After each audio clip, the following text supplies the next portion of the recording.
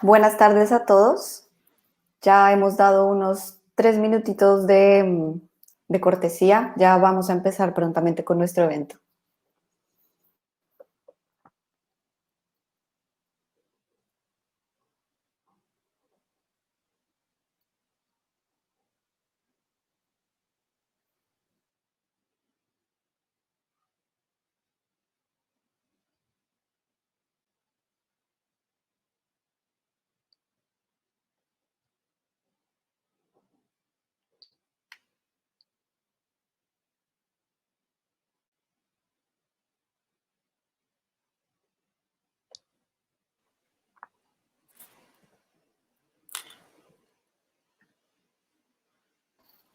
Venga.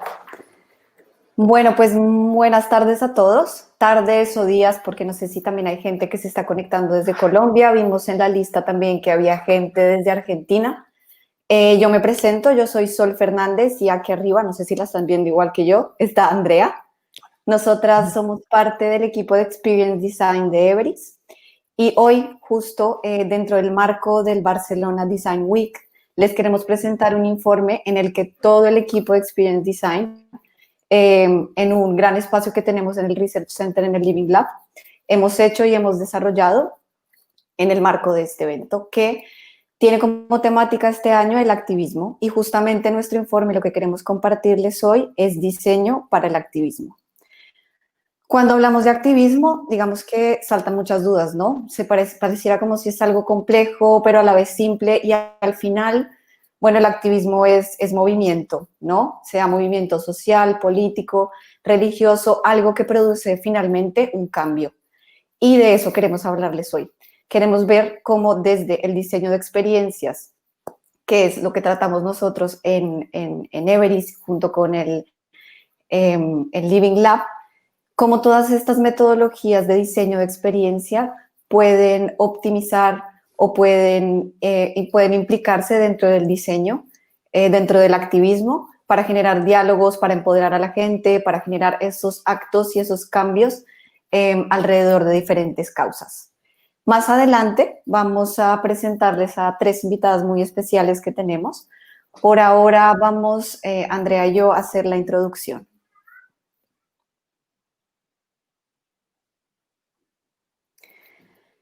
Junto con el newsletter que salió este mes del Barcelona Design Week, que quisimos hacerle unas preguntas al público en general y nos llamó la atención mucho estas cifras. Nos decían que el 68% de estas personas que encuestamos no se consideran activistas, pero el 75% comparte contenido activista en sus redes sociales. Esto que nos hace pensar que de pronto muchos de nosotros somos activistas sin darnos cuenta. No lo sé, tal vez. Vamos a desarrollarlo más adelante y con las chicas que hemos invitado para el debate también hablaremos de este tema.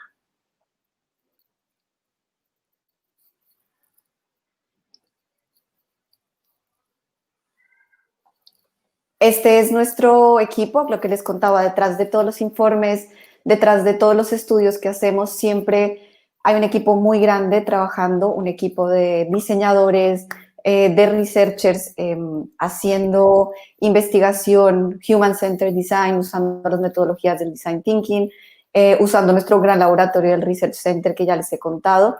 Y justamente hoy les vamos a mostrar cómo desarrollamos este informe, hablando con los usuarios e investigando más a profundidad el tema del activismo y el diseño en el activismo. Ahora doy paso a mi compañera Andrea, que les va a presentar los resultados más relevantes de este informe. Gracias, Sol. Hola, bienvenidos. Hoy os vamos a contar sobre la investigación que nuestro equipo hizo acerca del activismo digital. Esta investigación que os vamos a presentar forma parte es una de las 2 series de investigación que tenemos en el Digital Experience Research Center. Concretamente, esta investigación pertenece a la serie que llamamos Designing the World We Want, ¿vale? En la que exploramos cómo el diseño puede empoderar a las personas y conducir acciones para mejorar sus vidas. Y hemos realizado investigaciones, no solamente esta de diseño para el activismo, sino también diseño inclusivo, generación Z Y bueno, podéis encontrar más información en este QR que tenéis aquí, ¿vale? Tenemos otra serie, hay dos, ¿no? Hemos dicho, una que es el Design the World We Want y la otra serie es Users in Tech, en la que exploramos sobre las motivaciones que acercan a las personas a las tecnologías futuras. ¿Para qué? Pues para traducirlas en indicaciones de diseño. Bueno, después de esta breve presentación, ¿no?, del trabajo que hacemos en el Digital Experience Research Center, volvemos al tema de hoy, que es el activismo digital. ¿Qué hicimos? ¿Qué hicimos en esta investigación? Pues entrevistamos a activistas comprometidos con el apoyo de diferentes causas y movimientos sociales, tanto en defensa de animales, apoyando a la comunidad LGTBI, a favor del feminismo, luchando contra el cambio climático. Fueron 8 activistas entre 18 y 43 años y viviendo actualmente todos en España. Esta investigación la hicimos, en algunas fueron en contexto, fuimos a sus casas, y otras fueron en el Living Lab, ¿vale?, que es el lugar donde nosotros realizamos investigaciones dentro de Everis, ¿vale?, en nuestra sección, ¿vale? Estas entrevistas fueron entrevistas en profundidad, fueron más de 2 horas y, bueno, como podéis imaginar, pues fueron conversaciones muy abiertas y muy extendidas. ¿Qué pretendíamos con esta investigación? Pues principalmente pretendíamos, por una parte, entender las motivaciones que les hacen participar en un movimiento o defender una causa. Por otra parte, identificar cómo les influye el contexto. Y por otra, conocer cómo actúan. En este sentido, qué aspectos del diseño valoran y consideran efectivos para ayudar a concienciar a las demás personas. ¿Qué descubrimos? Las emociones. Las emociones son clave para llevar a las personas a una actitud de cambio de comportamiento. ¿Y cómo surgen estas emociones? Pues principalmente debido al entorno social, las personas que nos rodean, ¿no?, los amigos, la familia, el trabajo. Si estas personas simpatizan o no con la causa, ¿no?, con esta causa que nosotros vamos a defender, ¿no? Por otra parte, los valores personales, que están construidos a lo largo de los años, ya sea por experiencias que hayamos tenido o por la educación, ¿no?, que hayamos recibido. Y luego, también por un evento relevante, que sea un evento mediático o crítico que pone alerta a la sociedad en general. Entonces, este evento relevante también nos hace, ¿no?, poner el foco en ese cambio, ¿no?, de actitud de comportamiento. ¿Qué más descubrimos? Pues descubrimos que las personas que participan en un movimiento pues se dan cuenta de que hay otras causas que están relacionadas.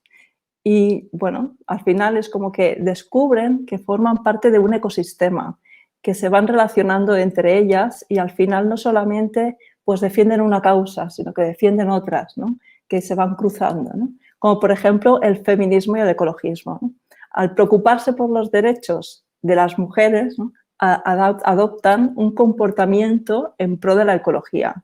Entonces, esto también es muy interesante, ¿no?, el hecho de que en el momento de que estás, ¿no?, pues apoyando una causa, vas descubriendo estas otras que realmente estaban intrínsecas, pero poco a poco vas viendo, ¿no?, que forman parte de ese ecosistema.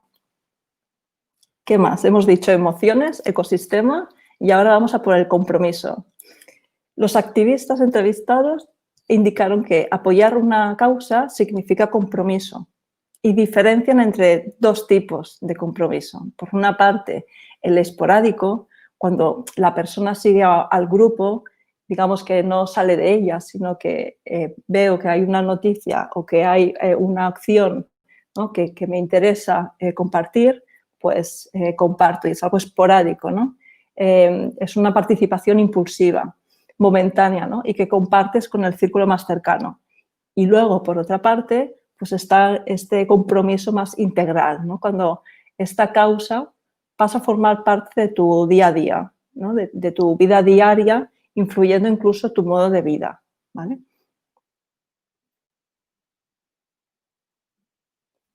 Además, les preguntamos a los activistas Pues, ¿cuáles son las claves, ¿no?, para generar esta conciencia en las demás personas? Y nos indicaron que, por una parte, sensibilizar a las personas es súper importante, ¿no?, generando, ¿no?, estos sentimientos de tolerancia y respeto hacia la causa o movimiento. Dirigiéndonos a una audiencia masiva, ¿no?, animando a más personas a unirse al movimiento, empatizando con estas personas, escuchando todas las voces e integrándolas en el mensaje, ¿no?, en la conversación. Y a través de la innovación, ¿no?, que está tan presente también en nuestra disciplina del diseño, ¿no?, buscando nuevas formas de establecer ese vínculo con las personas, ¿no?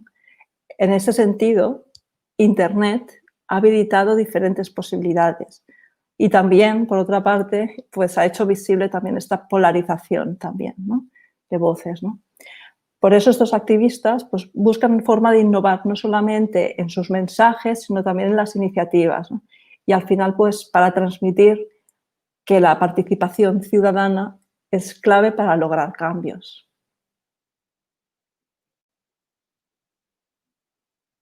Y a todo esto, ¿cómo podemos diseñar un diálogo activista?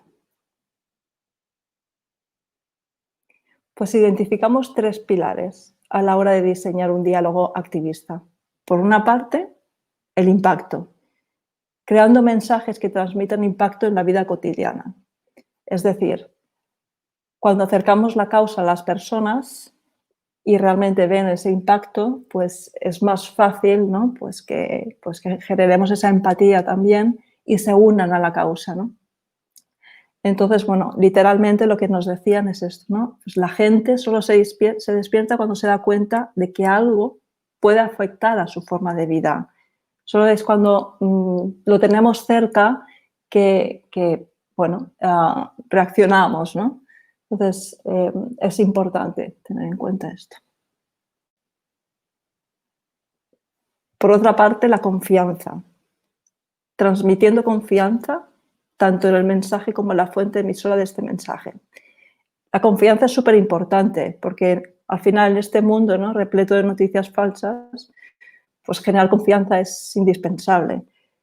Además, también hemos visto, ¿no?, que al generar confianza en el mensaje, las personas que reciben pasan de ser un papel más pasivo a un papel activo, ¿no? Pasan de ser receptoras a ser emisoras también del mensaje. Por tanto, la confianza es súper importante también. Hemos dicho el impacto, la confianza y ahora vamos por el sentido de pertenencia, mostrando, ¿no?, que la causa representa un interés común, alejando de lo individual, ¿no? Damos valor más al grupo, ¿no?, que al individuo. Entonces, aquí pues muchas veces veréis que hay redes sociales que representan a un grupo, ¿no? No tanto a una persona. Por tanto, escuchando, ¿no?, al final todas las voces nos ayudan además a que el ecosistema de movimiento y las causas crezcan. Literalmente, bueno, nos decían esto, ¿no?, que al final no soy yo quien lo dice, somos un grupo de personas y esto es lo que nos da también pues esa fuerza, ¿no?, y hace también que las demás personas se sientan, que se unan a la causa, ¿no?, que tengan ese sentido de pertenencia.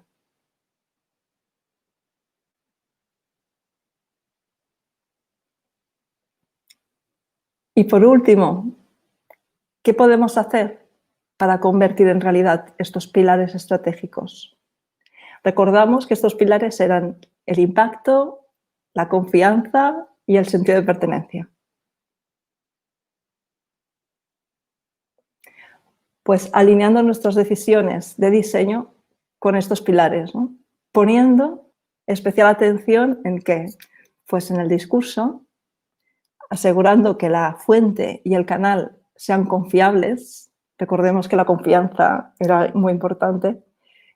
Haciendo que el mensaje sea conciso y natural, porque de esta manera vamos a llegar a más personas, va a ser más fácil que lo lean y que lo comprendan, y de esta manera también estamos integrando, ¿no?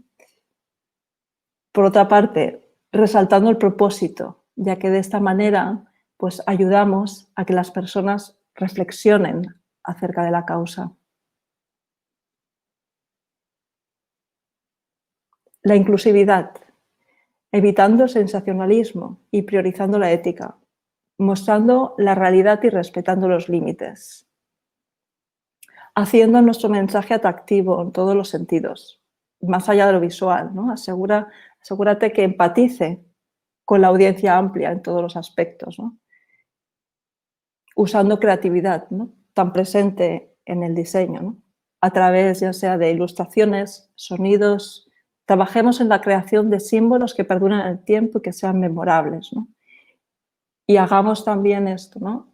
Integremos los sentidos, ¿no? No solamente la vista, ¿no? Porque estamos, ¿no?, en este mundo que todo lo visual es lo que impera, pero tenemos más sentidos y entonces vamos a utilizarlos también para darle esta potencia al mensaje. Decíamos discurso, inclusividad, y el tercer punto donde poner el foco es el formato. Utiliza diferentes redes sociales para diferentes propósitos, porque al final pues no va a ser el mismo mensaje el que pongamos en LinkedIn que en un TikTok, ¿no? Adapta, ¿no?, este mensaje, ¿no?, a estas redes sociales, ¿no? Cada red social tiene un momento, tiene un público, tiene una manera, ¿no?, de comunicar, ¿no? Pues adaptémonos a esta red. Y apuesta sobre todo por el respeto y la tolerancia.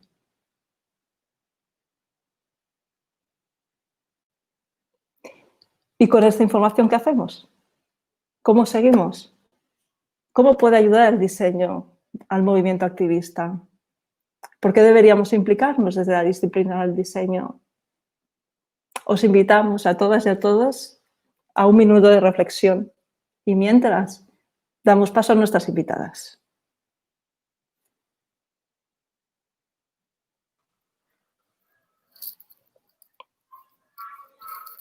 Gracias, André. Vamos ahora a poner cámaras para que nos vean y podamos empezar el debate. Bueno, no es un debate, queremos más que todo es aprovechar que tenemos a estas tres grandes chicas hoy, que se las voy a presentar en un momento, y generar una conversación alrededor de este tema.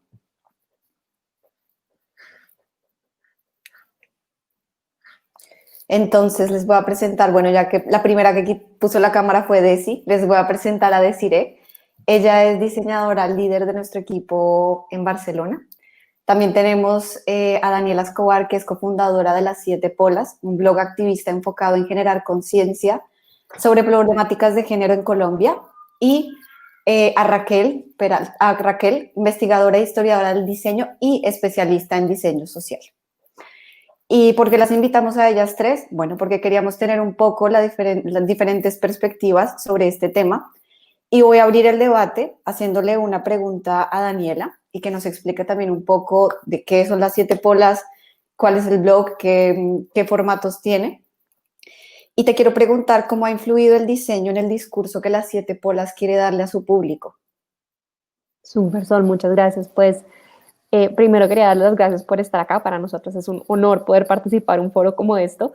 Y cuando hablábamos la semana pasada, estamos viendo como que el activismo y el diseño tienen muchas cosas que ver, pero a veces no nos damos cuenta. Entonces, el blog, que se llama Siete Polas, es un blog que empezó hace 3 años, cumplimos 3 años el mes pasado, y nuestro propósito inicial era mostrar 7 versiones de feminismo desde 7 puntos de vista diferentes. Queríamos empezar a hacer un poco de ni siquiera activismo digital, queríamos simplemente empezar a tener conversaciones al respecto, empezar a generar espacios para discusión y resaltar el trabajo que las mujeres estamos haciendo en el día a día en Colombia.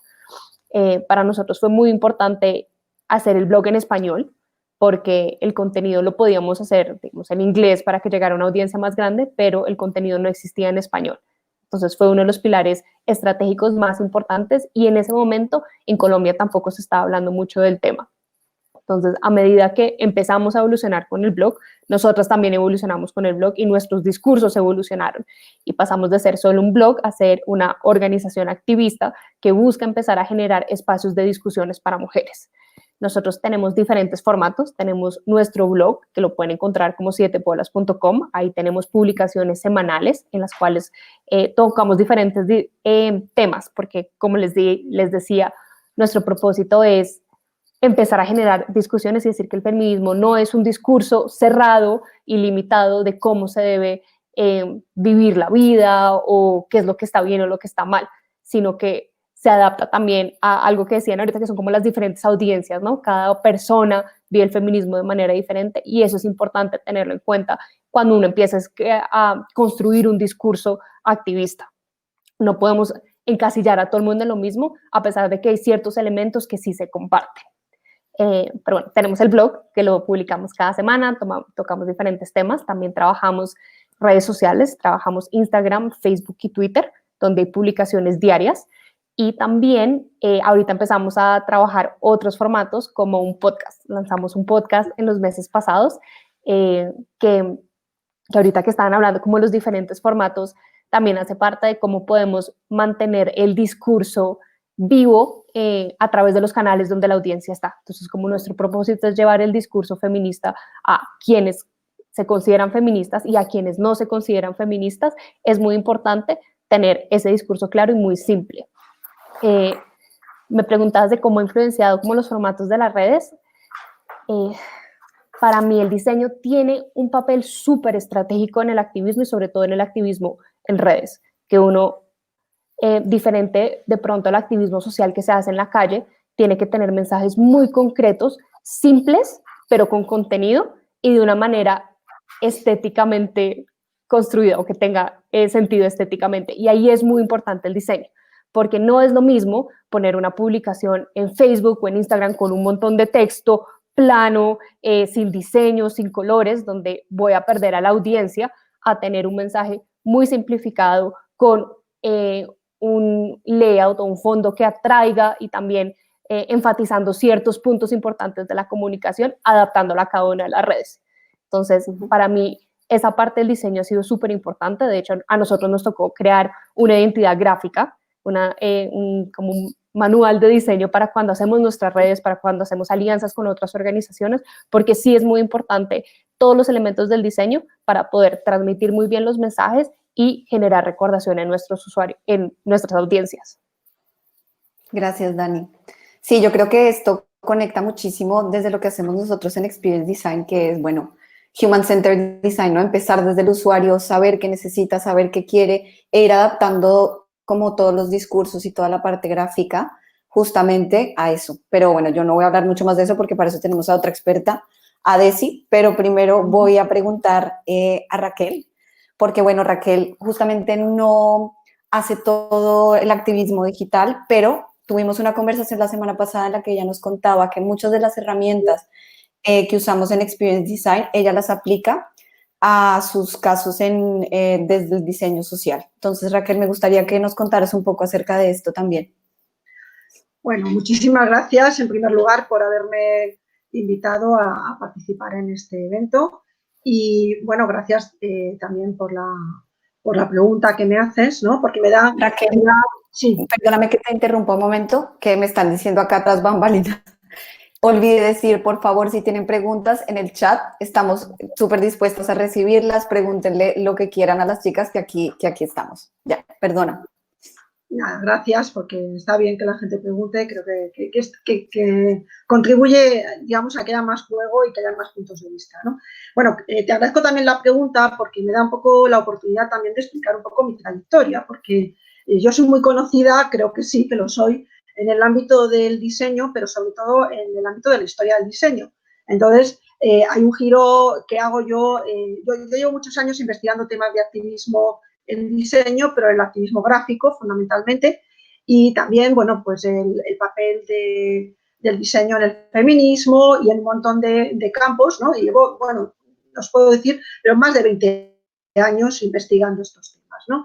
Entonces, precisamente es investigar sobre la realidad, ¿no? De ver el alcance que pudiera tener todo esto, porque muchas veces los diseñadores y el entorno del diseño pensamos que podemos cambiar el mundo con lo que hacemos. Y yo quería saber hasta qué punto eso era cierto y hasta qué punto el diseño social tenía una viabilidad o el diseño activista tenía una viabilidad, realmente hasta qué punto tenía un impacto, ¿no? Entonces, esto me lleva a mí a empezar a abandonar el terreno de la teoría o de la investigación desde una perspectiva más desde fuera, a meterme dentro, a hacer un máster en trabajo social y empezar a trabajar con colectivos en riesgo de exclusión social, haciendo pequeños proyectos donde yo empleo las herramientas del diseño y en la línea de la que tú estabas preguntando hace un momento, ¿no? Cómo las herramientas que se emplean en, por ejemplo, en experiencia de usuario, en diseño de servicios, ¿no? Y en el diseño social, y que tiene mucho que ver con el codiseño y con todos los procesos participativos, pero también con ese diseño centrado en la persona, pues eso cómo puede ir ayudar en campos como el trabajo social, en la intervención social y también a educadores sociales, también en la intervención socioeducativa con jóvenes y en otros ámbitos, ¿no? Porque creo que el diseño, sobre todo, pues es una actividad de naturaleza cognitiva y que lo importante, ¿no?, es poder emplear esas herramientas y esos procesos que tienen los diseñadores en ámbitos muy diversos, ¿no? No sé si he contestado a la pregunta, creo que sí, pero ya después seguimos. Gracias. Gracias, Raquel. Desi, a mí me gustaría preguntarte, yo sé que, bueno, no estás tampoco muy involucrada en lo que es el diseño activista como tal y en este tipo de cosas, que manejas otro tipo de proyectos, pero también son usuarios a los que estás respondiendo y a los que estás diseñando de alguna manera. ¿Cuáles son como las estrategias desde el diseño para generar más impacto o más confianza para que los usuarios, no sé, por ejemplo, voy a decir algo, entren a una página y puedan llevar todo el servicio que quieren y poder, no sé, comprar algo o revisar la información que necesitan? ¿Cómo sería por la parte del diseño un poco esto? Bueno, es un poco al hilo de lo que ha dicho Daniela, es conocer al usuario y saber hacia qué público quieres enfocar tu contenido. Es conocer al público para el que vas a crear el contenido y a la vez crear una estrategia, como crear tu propia marca. O sea, que tu blog, tu contenido, tus redes sociales sean reconocibles, que veas un post de, como pasa en el caso de 7 Polas, tú haces scroll en Instagram, ves un post y enseguida lo reconoces, ¿no? Entonces, creo que de esta manera es más fácil llegar y que tu contenido sea reconocible, sea cercano, o sea, es empatizar un poco con el público al que te estás refiriendo o para el que estás creando el contenido. No sé si te he respondido. Sí, yo creo que es muy claro que aquí tenemos, bueno, la parte del diseño que es aplicado, ¿no? Como hablamos de formatos, colores, tipografías, pero hablamos también de otra parte del diseño que es muy importante, que es la estrategia, ¿no? Todo lo que se hace previo a tomar una decisión, como qué voy a publicar, en qué formato lo voy a hacer, cómo le voy a llegar a la gente. Yo creo que estamos más como por esta onda. Raquel, sí me gustaría hacerte una pregunta a ti, porque me acuerdo también que en nuestras conversaciones pasadas me decías que usabas herramientas tipo personas o stakeholders map o este tipo de cosas en tu trabajo. ¿Cómo funcionan? Bueno, a ver, funcionan bien. Yo creo que ahora la gran cuestión, que es en lo que yo estoy trabajando en este momento, es cómo demostrarles a las personas de lo social, del ámbito de lo social, ya sean sociólogos, ya sean trabajadores sociales, educadores, que realmente esas herramientas funcionan, ¿no? Lo que pasa es que hay que adaptarlas, ¿no? Porque cada cultura, y eso lo sabéis también vosotras, ¿no? Cada grupo de personas por edad, por cultura, por la zona en la que viven, etcétera, tiene que adaptarse a esas herramientas. Es decir, en este momento hay muchos kits de herramientas, muchas plantillas, muchas técnicas que se emplean, que funcionan muy bien para algún grupo de personas y para otros no funcionan en absoluto, ¿no? Entonces, claro, todo estas acciones que se llevan, incluso ahora estabais hablando del tema del activismo, ¿no? Para mí la cuestión es cómo, ¿no? Cómo realmente tenemos que trabajar con esas personas y adaptarnos a cada grupo, a cada colectivo, en función un poco del perfil que tienen esas personas, ¿no? No vale todo para todo el mundo y tenemos que tener la suficiente sensibilidad de entender el colectivo, lo que hacen, cómo son, etcétera, para ir aplicando, ¿no? Y en ese sentido también, pues hay que ser muy flexibles, ¿no? Lo que he aprendido en estos años, llevo 4 años trabajando de esta manera, es que hay que ser muy flexibles, que tú llegas con unas herramientas que vas a usar y en el propio proceso tienes que cambiarlas, ¿no? Y yo creo que eso es parte también del activismo, porque mis amigas feministas y señoras feministas que han trabajado con el activismo llegaban con una idea, esa idea se desbarataba y toda la colectividad participaba, ¿no? Y entonces cambiaba todo eso en un momento, ¿no? El diseño cambiaba en este caso. Pues nosotros también tenemos que ir cambiando y adaptándonos a los perfiles de las personas con las que trabajamos. Pero funcionar funciona, ¿eh? Eso tengo que decirlo. Sin duda. Unas cosas mejor, otras peor, pero funcionar funciona. Se pueden conseguir cambios importantes, no solamente de diseño, sino que yo lo que he observado es que también hay cambios en las personas, que eso es lo importante, eso es lo que nos interesa en el activismo. Al final ese es el objetivo, ¿no? Dani, ¿tú quieres decir algo? Quería añadir un comentario a lo que Raquel estaba diciendo, porque a veces yo no tengo una experiencia en diseño, sino que he aprendido más con el blog y también con mi trabajo, que requiere mucho diseño de experiencia para usuario, pero me hizo pensar en cómo nosotros tenemos que también tener en cuenta los canales para poder tener, para diseñar los mensajes en los diferentes canales. Entonces, yo voy a dar un ejemplo de 7 Polas. Nosotros esta semana estamos hablando de un capítulo del podcast sobre salud, sobre sexo y virtualidad durante la pandemia. Y si yo quiero hablar sobre sexo y virtualidad, va a ser muy diferente cómo voy a llegarle a los usuarios de Twitter que a los de Instagram, que a los de Facebook. Y suena curioso porque al final el mensaje es el mismo. Yo lo que quiero transmitirle es que hubo una serie de elementos que cambiaron la manera como percibimos el sexo, tenemos como sexo en la virtualidad, pero cuando yo le hablo a un usuario de Twitter, es un usuario muy diferente que al de Instagram y al de Facebook. El Twitter es una persona un poco más política, es de frases, es de cosas concretas, es de armar discusiones. Instagram es completamente visual, es mucho más pop, no en el mal sentido, sino que yo creo que el pop, en general todo lo que es pop, tiene un gran trabajo detrás para simplificar un mensaje, y cuando uno va a Facebook es más de contenido. La gente está dispuesta a saltar a otros lugares para leer más información e instruirse un poco más. Entonces, esta planeación que se hace a través de las personas también se va a hacer a través de los canales. Es como Esto una es un combinación poco, de cosas, ¿no? Sí, sí, Desi. sí, es un poco, o sea, adaptarte al formato en el que vas a generar el contenido, porque en realidad el mensaje que vas a dar es el mismo. Lo que pasa es que tienes que adaptar el diseño o el mensaje que quieres dar al formato que quieres dar y al público que es más asiduo a esa plataforma, ¿no? Porque es lo que decías, no es lo mismo alguien que usa Instagram, por ejemplo. Yo uso mucho más Instagram que Twitter. Entonces, a lo mejor voy a seguir a 7 Polas más en Instagram. Entonces, el contenido, o sea, el mensaje tiene que ser el mismo, porque yo también podría usar Twitter, pero tienes que crearlo visualmente, por decirlo de alguna manera, de otra forma, adaptarlo a cada red social, el formato, ¿no? Sí, y yo creo que ahí la creatividad está justamente ahí, ¿no? Como tienes, digamos, un texto muy grande que quieres compartir y dices, vale, esto de pronto para LinkedIn me funciona si lo puedo publicar tipo artículo, pero tengo que ser capaz de sintetizarlo a una imagen, por ejemplo, si lo quiero poner en Instagram o en Facebook, es distinto. Tenemos una pregunta del público, se las voy a leer y la que quiera responder, bienvenida. Dice, ¿cómo usar el diseño para el apoyo de movimientos sociales efervescentes y vivos como los que se están viviendo en América Latina hoy en día, Chile, Perú, Argentina? Pero que el diseño sea un apoyo a la causa y no un adorno.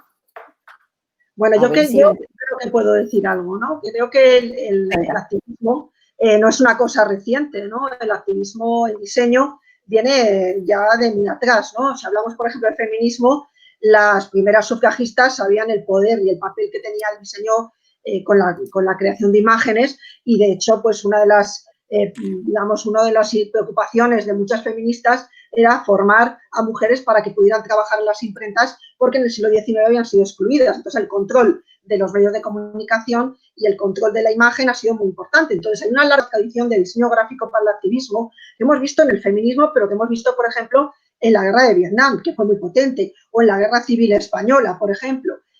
O si vemos, por ejemplo, en Chile, en la época de Allende también había un activismo en ese periodo, ¿no?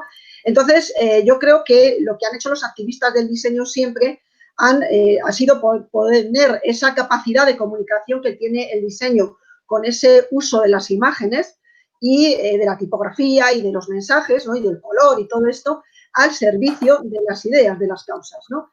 Y, por ejemplo, otro caso muy claro, yo no sé, bueno, sois muy jóvenes, me ha hecho gracia que me llame chica, me encanta, porque yo ya casi soy bastante señora, pero cuando en el año 2003, con la guerra de Irak, pues hubo un torrente enorme de imágenes que se distribuyeron por todos los lados y una potencia muy grande, ¿no? Entonces, yo creo que nunca el diseño activista ha sido un adorno, nunca, siempre ha sido muy potente. Lo que pasa es que cuando estaba viendo la presentación que estabais haciendo, estaba pensando cómo ha cambiado el lenguaje del activismo también, ¿no? Por ejemplo, el activismo, el lenguaje activista en diseño siempre ha buscado una imagen potente, fuerte y daba igual la corrección visual, o sea, daba igual que fuera bonito, que fuera feo, lo que importaba es que fuera contundente, potente y que transmitiera mucho, ¿no? Y llegara pues, a la cabeza, al corazón, pero muy directamente. A veces, incluso en la gráfica activista hay cierto descuido, ¿no? No entra en los cánones, no entra en el canon de lo correcto, de lo bien hecho, ¿no? Al modo de lo que era la escuela suiza, ¿no? El estilo suizo, todo esto. Y entonces ahora, claro, cuando estaba viendo que contabais, ¿no? Esta idea de la claridad del mensaje, todo esto, está hablando de que el activismo digital es otro tipo de activismo, ¿no? Que quizá, por ejemplo, en Instagram cabe ese lugar para esas imágenes más potentes que pueden conectar con lo que era el activismo tradicional, el diseño gráfico, que, digamos, con estas nuevas formas de activismo, donde a lo mejor hay que usar otro tipo de mensajes, otro tipo de imágenes en las otras redes sociales, ¿no? Y ahí hablaríamos un poco de lo que tú comentabas, Sol, del tema de la comunicación y de la estrategia, ¿no? Porque también estaba pensando cuando hacías la presentación, ¿no?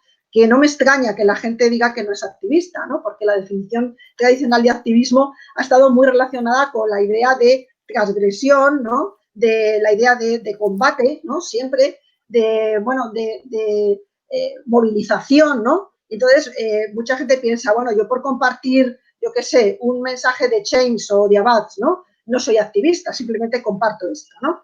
Entonces, creo que todo eso ha cambiado mucho con el activismo digital y también está influyendo en cómo cambiar digamos, ese activismo gráfico, ¿no? También ha influido. Un poco en línea con la pregunta esta que planteabais, ¿no? Hay que recordar también, ¿no? La importancia que tuvo el activismo digital, de alguna manera, cuando pasó aquello del subcomandante Marcos en Chiapas, ¿no? Fue muy importante porque en aquella época era un momento en que la red se estaba iniciando, ¿no? Y además, una cosa que es muy interesante es también cómo se coordinan ese activismo digital y ese activismo de toda la vida tradicional, que es un cartel o que es una pintada o que es una pancarta, ¿no? Cómo se están combinando hoy en día y cómo se refuerzan mutuamente. No sé si he contestado a la pregunta que planteaba la persona que la haya hecho y si no, pues nada.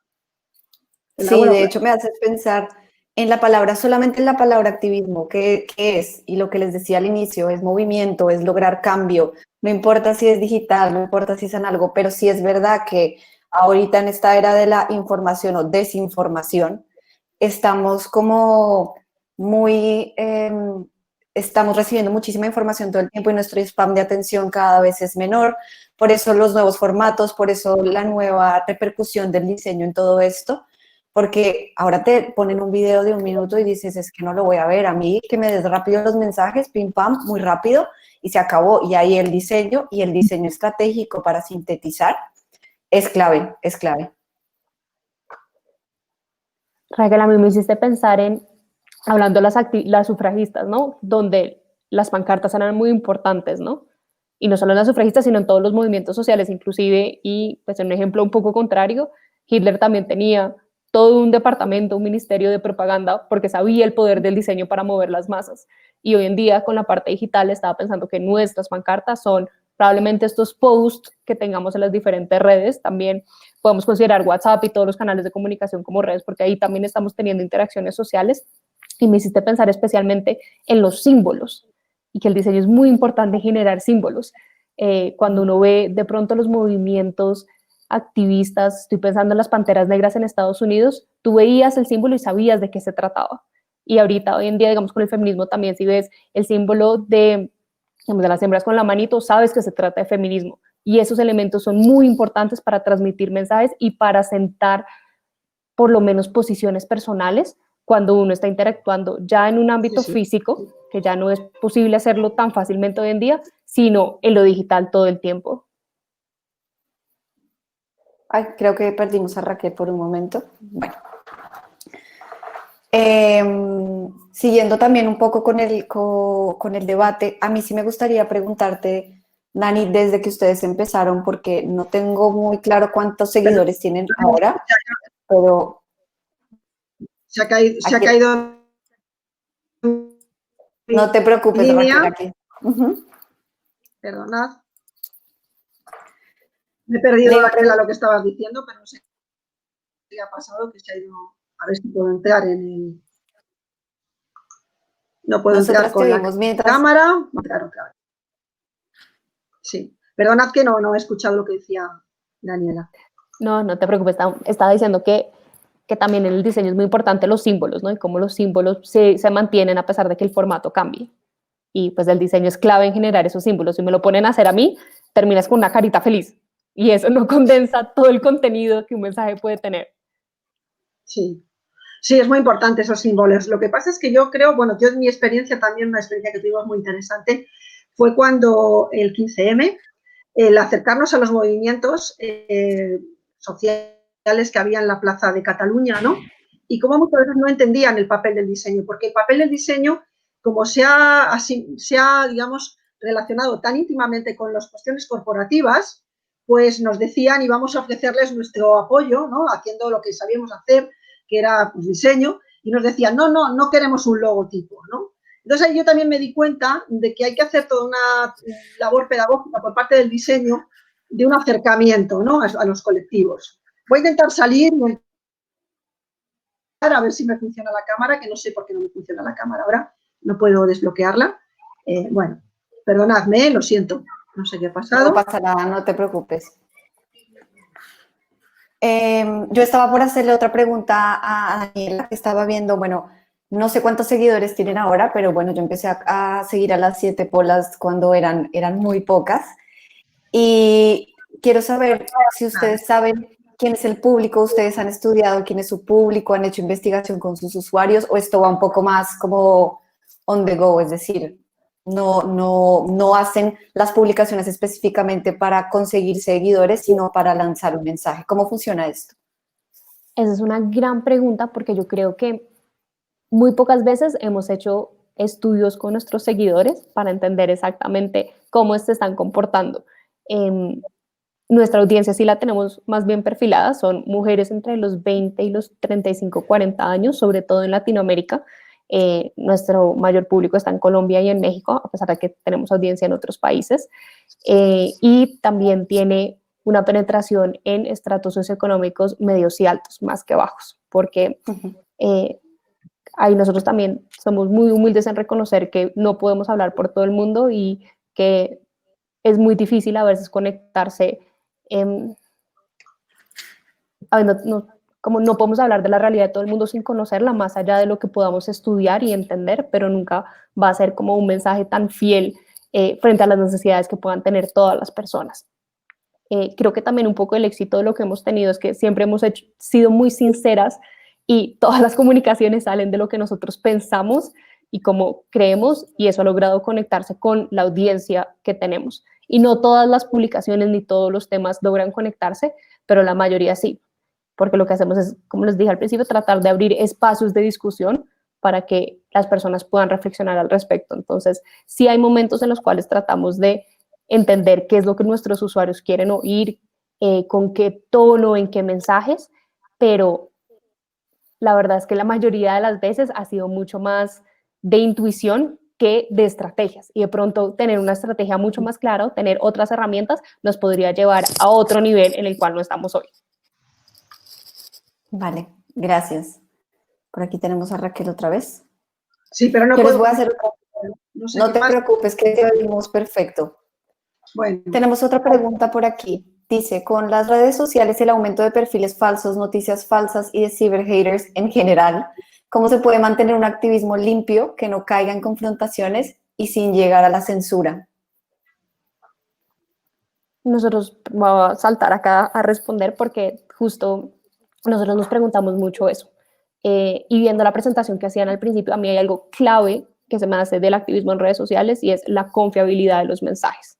Una cosa es empezar a replicar cualquier cosa que uno encuentre en internet y otra cosa es escribir o compartir un mensaje que uno entiende qué es lo que está pasando y puede no solo compartirlo, sino transmitir un mensaje con lo que está compartiendo. Y pongo un caso. No es lo mismo compartir a veces las denuncias de un acosador, que no está mal, a entender también el trasfondo de por qué se da esto y qué podemos hacer al respecto.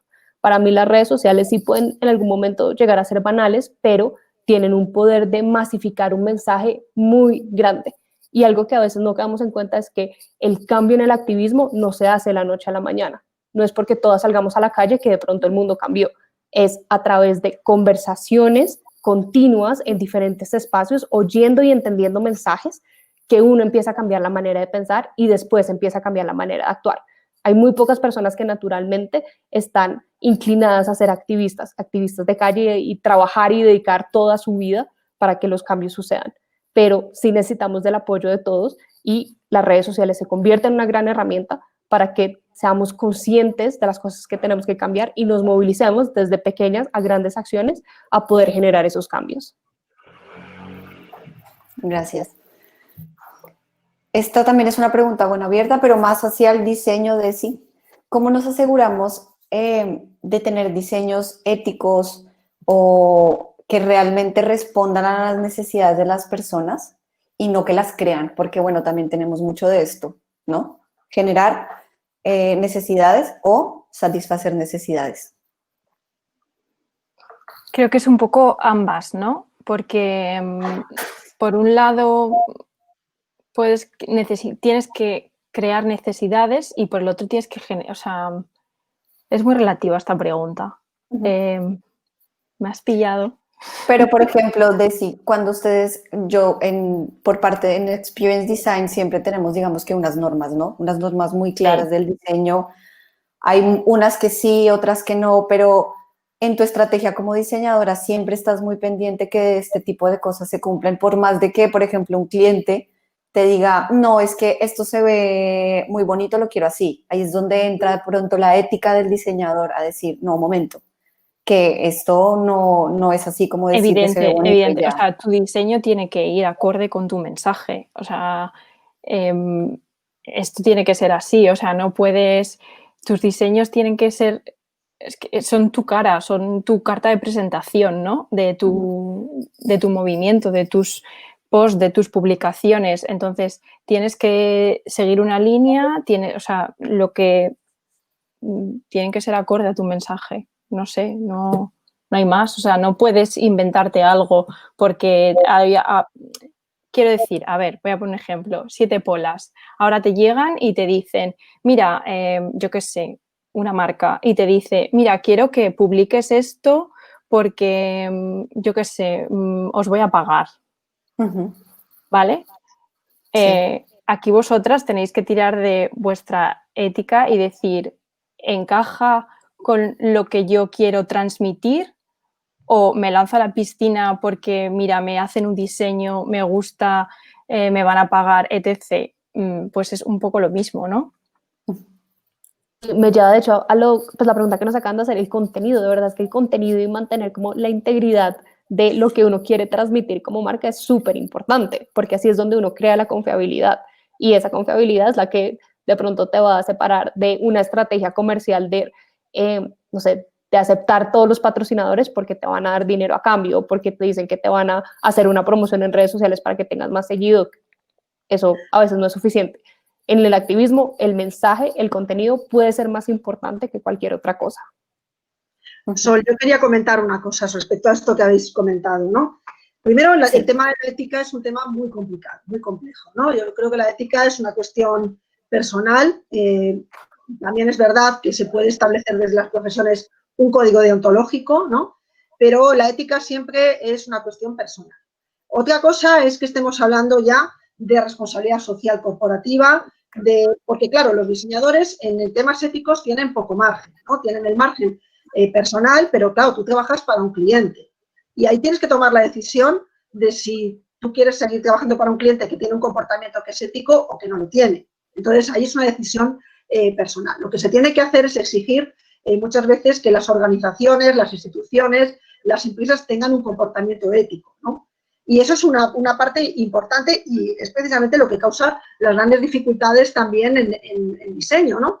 Todas estas grandes contradicciones que a veces se tiene en el campo del diseño y que si nos vamos desde hacer una mirada histórica, el propio Morris, que es el origen de la teoría social del diseño, ya tenía esas contradicciones, ¿no? De intentar hacer una producción que hoy llamaríamos sostenible y ética, pagando bien a sus empleados con buenos materiales y con tiempos adecuados, y al final hacer un producto muy caro que, como decía él, y que murió bastante triste con esto, digamos que lo que había hecho era atender al cochino lujo del rico, ¿no? En lugar de sus ideales, que eran crear una serie de productos que llegaran a todo tipo de personas y que les facilitaran la vida y les dieran también, les proporcionaran una experiencia estética, ¿no? Entonces, ahí hay un tema complejo. Y luego, por otra parte, el tema de las necesidades, ¿no? Que tú planteabas, necesidades que se crean, necesidades que existen. El tema de las necesidades es una cuestión que se ha discutido tanto desde la sociología que, bueno, que aún no han llegado a un acuerdo y que, por ejemplo, pirámides como la de Maslow ya no nos sirven, ¿no? Porque hoy en día, digamos, están muy mezcladas todas las necesidades y es muy difícil también distinguir qué necesidades son básicas, aunque hayan sido necesidades, digamos, generadas por el consumismo y por el consumo, ¿no? Cuando vemos, por ejemplo, el caso de los teléfonos móviles hoy en día, ¿no? Yo siempre les pongo este ejemplo a mis alumnos en las clases, ¿no? Tú ves una persona que está pidiendo en la calle y lleva un móvil en la mano y te planteas, ¿necesita ayuda o no? Porque si puede pagar un móvil, claro, actualmente hay una necesidad, que es la de comunicación. Y esa persona a lo mejor necesita tener un móvil porque necesita tener una red social y es la única red social que tiene a través de ese móvil, ¿no? Es decir, estamos en unas situaciones tan complejas de necesidades y de problemas que también, por ejemplo, cuando estabais comentando un poco los hallazgos del estudio que habéis hecho, ¿no? Pues ahí también estaba pensando, bueno, pues las dificultades, ¿no? Que surgen todo ahora en este momento, que estabais hablando de ese ecosistema de activismo, que me parecía muy interesante, porque claro, antes el activismo era un activismo concreto, ¿no? Se luchaba, no sé, contra no sé qué cosa, concreta, pero la perspectiva de un activismo era X, ¿no? O era Y. Actualmente está todo muy mezclado. Actualmente tú no puedes ser activista feminista si no eres un activista también de la sostenibilidad, ¿no? No puedes ser un activista social si no tienes en cuenta el cambio climático, porque el cambio climático nos afecta a todos, ¿no? Y cambia no solamente a nivel de la naturaleza, nos cambia nuestras vidas, ¿no? Por todo lo que está pasando. Es decir, ese activismo digital del que estáis hablando también está reflejando una gran complejidad de los problemas sociales que tenemos ahora y de la manera de abordarlos, ¿no? Y cómo tenemos que hacer unos enfoques muy transversales donde las necesidades incluso han cambiado y es muy difícil distinguir entre esas necesidades creadas, entre comillas, y esas necesidades reales que decía Papanek, ¿no? Básicas, que hoy en día, ¿qué es una necesidad básica? ¿No? Es lo que habría que plantearse, ¿no? Bueno, pues nada, lo que quería deciros, no me puedo conectar con la cámara, no sé qué le pasa, no hay manera, y lo intento de forma. Lo siento. Gracias, Raquel. Gracias. Bueno, igual nos quedan 4 minutitos y a mí sí me gustaría lanzarles una última pregunta a todas. Y les pongo este caso, si hay una persona que hoy tiene muchas ganas de que su voz se oiga, que tiene algo que decir, que tiene un mensaje que lanzar, una persona que tal vez no se siente como muy cómoda todavía con todo esto de las redes y tal, y tampoco le gusta hacerse llamar activista, ¿qué consejos le darían para empezar como un poco a crear este discurso o este mensaje? Bueno, si la persona tiene inquietudes de cambio y quiere hacer algo, es que es activista. Esto ya... Perfecto. Además, De acuerdo, totalmente de acuerdo. ¿No? ¿Qué ibas a comentar? Que yo me he adelantado. Creo que no, que estoy totalmente de acuerdo. Nada, sí, estoy de acuerdo. Yo iba a decir que lo primero que tendría que hacer es plantearse a quién quiere dirigir esos mensajes. O sea, ¿quién va a ser mi público? Yo creo que es la primera pregunta que se tiene que hacer, o ¿quién quiero que vea mi contenido? Gracias, Desi. Dani, ¿tú querías decir algo también? Me hiciste acordar como de cuando empezó Siete Polas, porque digamos yo no me sentía cómoda publicando algunos mensajes desde mi perfil personal por las diferentes personas que lo pueden ver. Y a veces aliarse o estar en contacto con personas que lo apoyen a uno y que le ayuden a, ya sea darle la fuerza para publicarlo uno solo, o también encontrar otros canales que lo puedan publicar por uno. O sea, creo que lo importante no siempre es como figurar en el discurso, sino poner su granito de arena para que la gente empiece a pensar diferente. Y yo diría que si tiene ganas de hacerlo, que lo haga, ¿no? Hoy en día lo maravilloso es que tenemos plataformas que son bastante asequibles a todo el mundo, ¿no? Antes, para ser activista en diseño, tenías que buscar una imprenta que te imprimiera el cartel, ¿no? Tuviera recursos o no, o tenías que tener, como muchos activistas, por ejemplo, de la causa antifranquista, y yo conocí gente de la clandestinidad, ¿no? Entonces tenías que estar trabajando en un sótano, pasando mucho frío, todo oscuro, ¿no? Y esperando a ver si venía la policía o no a detenerte, ¿no? Entonces, hoy en día, digamos que se puede generar otros medios porque existen ahí, son fáciles de alguna manera de utilizar, son accesibles. Incluso hay mucha gente que no tiene ordenador, pero tiene un teléfono móvil, con lo cual yo les diría que lo hagan, ¿no? Y además que nunca olvidemos, bueno, pues como decían Margaret Mead, ¿no? Esa frase que se le atribuye, ¿no? De que no podemos nunca desestimar, ¿no? Lo que una persona puede hacer, ¿no? Por el mundo, ¿no? A veces empezamos a un nivel micro para cambiar cosas, ¿no? Es muy difícil cambiar el mundo a nivel macro, pero sí que se puede empezar haciendo acciones micro, ¿no? Y eso es también lo que he aprendido yo trabajando directamente con las personas, ¿no? Tenemos que intentar hacer los cambios que podamos hacer. Y también me gustaría, antes de deciros de que esto acabe, ¿no? Decir también que cuando hablamos de activismo, hablamos de un activismo muy positivo y de que vamos a hacer las cosas mejor. Hay activismos y activismos, ¿eh? Antes también estaba contando lo de Daniela, ¿no? Lo que hacía Hitler y su compañía era activismo, pero ¿qué tipo de activismo, no? Es decir, cuidado también con los activismos, porque también está surgiendo un tipo de activismo con esas noticias falsas, etcétera, etcétera, ¿no? Que es lo que hay que pensar un poco cómo combatir esto. Y que vosotras de alguna manera en el estudio también lo adelantabais, ¿no? Sí. Comentabais todo esto, porque hay que estar alerta contra eso. Y eso es también una forma de activismo. Me viene muy bien esto que comenta Raquel, porque voy a introducir una pregunta que hay por aquí, que dicen, ¿no piensas que las redes sociales desvirtúan un poco el mensaje activista por la poca credibilidad que tienen actualmente las redes sociales? ¿La banalidad y superficialidad que tienen? ¿No será que se confunden los likes obtenidos desde el sofá con un apoyo y una implicación real con la causa? Sí, yo creo que esta pregunta es muy acertada y tiene mucha razón, porque de hecho del ciberactivismo una de las críticas que se ha hecho, de las muchas que ha habido, ha sido realmente esta, ¿no? Ese activismo de sofá que, bueno, que nos habla también pues de gente, ¿no? Que, bueno, que pasa ahí, como decía Sartori, ¿no? Que, bueno, que es un espléndido modo de perder el tiempo, ¿no? Invirtiéndole en futilidades, ¿no? En tonterías, ¿no? También hay esto, ¿no? Pero es que las redes sociales no reflejan más que cómo somos fuera de las redes sociales también. Es decir, no creo que yo me acuerdo cuando empezó todo el tema de redes sociales, cuando empezó todo el tema de las comunidades en línea, ¿no? Cuando se investigaba Internet en los años 90, que se hablaba de una realidad virtual, del mundo online y el mundo offline, ¿no? Hoy en día esto está muy unido, ¿no? Y efectivamente ese activismo de sofá, ¿no? Muchas veces lo que hace es que nos quedemos con la conciencia así como tranquila de qué buenos somos, ¿no? Yo creo que también hay que desterrar ese rollo buenista en muchos casos y hay que ser más activos realmente, ¿no? Pero yo creo que eso no las deslegitima. Lo que hace es que tengamos que estar más alerta y ser más conscientes y ser más críticos con las redes sociales y ser más críticos también con esos likes, ¿no? Y ser más críticos con nosotros mismos, que decimos, ay, mira, ya he dicho que sí a esto, he firmado y ya he hecho todo lo que tenía que hacer. No he mucho más. Sí, De acuerdo. Pero tampoco es todo malo, ¿no? O sea, a ver, quiero decir, con las redes sociales también es más fácil llegar a más gente que la que se llegaba sin redes sociales. O sea, tienes un abanico más amplio de gente a la que poder llegar que antes igual no llegaba sin redes sociales. Sí. ¿No? Al final las redes sociales es una herramienta. No son ni buenas ni malas, sino se pueden utilizar Exacto. para bien o para mal. Y estoy completamente con Raquel que tenemos que ser mucho más críticos en los apoyos que damos a través de los likes y en cuestionarnos a nosotros mismos en cómo puedo transformar ese mensaje que yo estoy leyendo o viendo en acciones. Cómo puedo salir de ese mundo digital y hacer que ese mensaje cobre vida en el mundo real.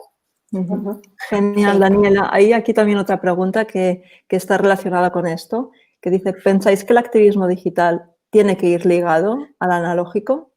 Es decir, dice, a mi parecer el activismo digital lo utilizaría para informar y alcanzar un público, pero el analógico, manifestaciones, por ejemplo, para demostrar la fuerza y conseguir acciones. ¿Y qué posibles consecuencias? Como la represión, por ejemplo, dice que ha habido en Perú en las imprentas de los carteles contrarios al gobierno. Sin duda. Bueno, sin duda, es que yo estoy completamente de acuerdo, es que forman parte de lo mismo, ¿no? No es que hay un mundo virtual y un mundo real, ahora somos lo mismo, y entonces, por supuesto, yo creo que son complementarios, ¿no? Es que además un medio no excluye al otro, ¿no? Y como decía Desi, y decía también Daniela, es que no son buenas ni malas, son una herramienta que hay que utilizar de manera inteligente, como todo lo que hay en la vida, ¿no? Un cuchillo puede ser muy útil y puede ser una herramienta para matar a gente, ¿no? Es que depende. Entonces, como siempre, ahora yo sí que pienso que son complementarias y que, evidentemente, en el momento que tú eres activista y activista de las personas que se implican a fondo, ahí estás poniendo en riesgo muchísimas cosas. Por eso también comentabais antes, ¿no? Que, bueno, que dedicar esa actividad continuada, ¿no?, a una causa, pues tienes que tener una madera especial, ¿eh? También, tienes que tener una madera especial. Tienes que ser alguien que realmente tenga muy claras las cosas en la vida, ¿no? Por eso también es lógico que no todo el mundo se declare activista, aunque la gente diga, yo estoy a favor de esta idea, ¿no? Pero de ahí el salto ese a la actividad y a jugarte la vida, ¿no?, como se la juega mucha gente, pues ya es un poco diferente, ¿no? Y eso hay que tenerlo muy claro. Me gustaría introducir una última que tenemos por aquí, que tiene que ver con eso que estamos hablando, la confrontación, la censura, ¿vale? Dice, con las redes sociales y el aumento de perfiles falsos, noticias falsas y de ciberhaters en general, ¿cómo se puede mantener un activismo limpio que no caiga en confrontaciones sin llegar a la censura? Es una pregunta complicada porque creo que nadie está exento de caerse de su caballo. Cualquiera se puede caer en una confrontación o inclusive pues el mundo de los activistas hay mucho celo ideológico y filosófico de cómo se llevan los mensajes. Entonces, creo que la censura siempre va a estar porque el activismo implica siempre resistencia y resistir no es fácil. Resistir cuesta y resistir tiene sus consecuencias, pero para mí mantener un activismo limpio es seguir ahí, seguir en pie de batalla, ya sea en la calle o en redes sociales, seguir dando los mensajes y no importa las censuras que uno tenga, poder seguir transmitiendo, porque es mostrar la otra cara de la moneda. Gracias, Completamente Dani. de acuerdo contigo, Dani. Bueno, chicas, para cerrar, simplemente me gustaría agradecerles, sobre todo por habernos permitido presentar esta cara del diseño de experiencias en un tema que a veces se vuelve un poco complejo, que es el activismo. Pero bueno, al final el mensaje es que desde esta disciplina tenemos muchas herramientas, muchas metodologías que usamos en el día a día en nuestros proyectos para usuarios, para diferentes clientes, que también podemos usar para movilizar, para empoderar, para generar movimiento hacia el cambio. Otra vez, muchísimas gracias a Daniela, a Raquel, a Desi, a Andrea y a todo el equipo de Experience Design que estuvo detrás del informe y de la preparación de todo este evento, y al Barcelona Design Week también. Sí. Queremos agradecerle también muy especialmente a Anaís y a Gilmara, que fueron dos chicas de nuestro equipo que estuvieron en el Research Center con los usuarios investigando y poniendo como todo muy bien explicado para que pudiéramos tratar este tema hoy con ustedes. Así que, bueno, muchas gracias. Gracias. Muchas gracias a Muchas vosotros. gracias a ustedes. Muchas gracias, un placer. Un placer. Gracias. Cuidamos Cuídense mucho, que es lo que tenemos que hacer, Sí. cuidar mutuamente. Sí. Y a cuidarse, Sí. sí, a cuidarse mucho. Sí. Y eso es parte también de la reivindicación y del activismo. Hay que dar más valor a los cuidados y tenemos que cuidarnos más unos a otros. Exacto. Y el autocuidado. Eso es. Que vaya muy bien. Muchas gracias. Gracias a Que estén A ver todos. si nos vemos en Muy una bien. próxima. Hasta la próxima. Hasta luego.